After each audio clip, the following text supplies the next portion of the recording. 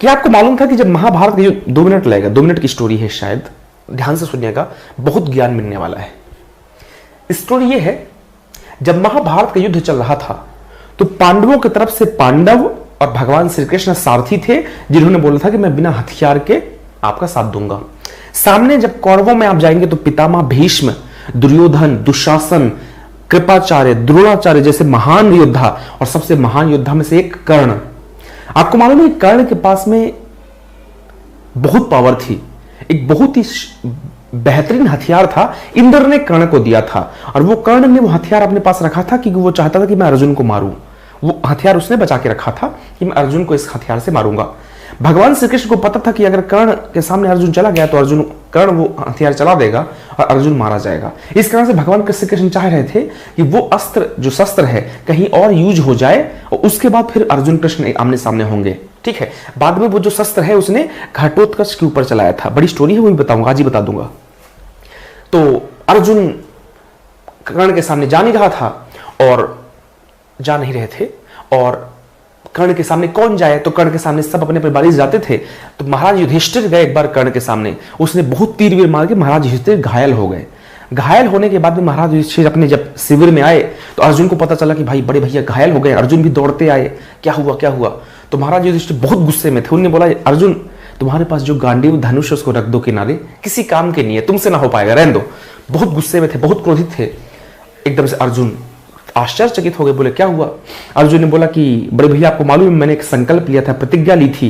वो प्रतिज्ञा क्या थी कि अगर किसी दिन मेरे को कोई कभी भी मेरी गांडीव धनुष रखने के लिए बोलेगा मैं उसको मार दूंगा तलवार से। अर्जुन ने तलवार निकाल ली। महाराज युधिष्ठिर सामने, भाई साहब, भगवान श्री कृष्ण खड़े, बोले भाई छोटा भाई बड़े भाई को मारा, ये क्या हो रहा।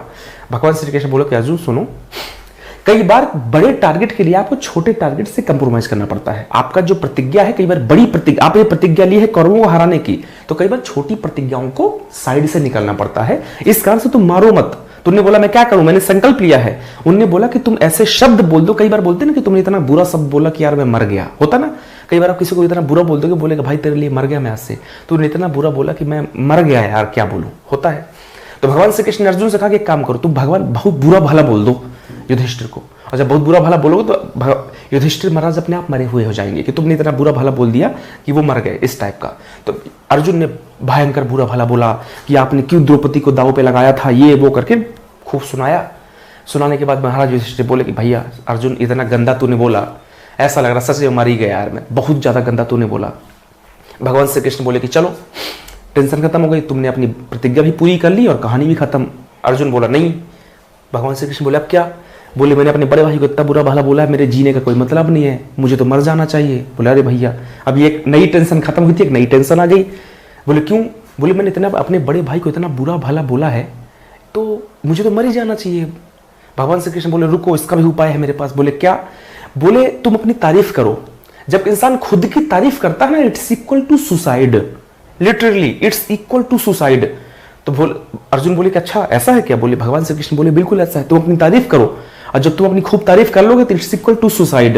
मैं इस कारण से बात बता रहा हूं क्योंकि जब आप अपनी बहुत तारीफ करना चालू कर देते हो कि मैं हूं, मैं पढ़ाऊंगा तो वही पेपर में आएगा, उसके अलावा कुछ नहीं दिखेगा, उसके अलावा कुछ अगर पेपर में आ जाए तो गला काट देना, फलाना ढेकाना, इट्स इक्वल टू सुसाइड।